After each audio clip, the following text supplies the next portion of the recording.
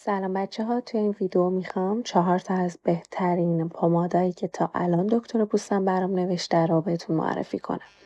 اولیش ژل ضد جوش نواکنه است که به صورت موضعی فقط روی نقاطی که جوش دارین میزنین که به شدت تاثیرگذاره و من به شدت ازش راضیم. دومین پمادی که برام نوشته مکمل پماد اولیه. دالازان.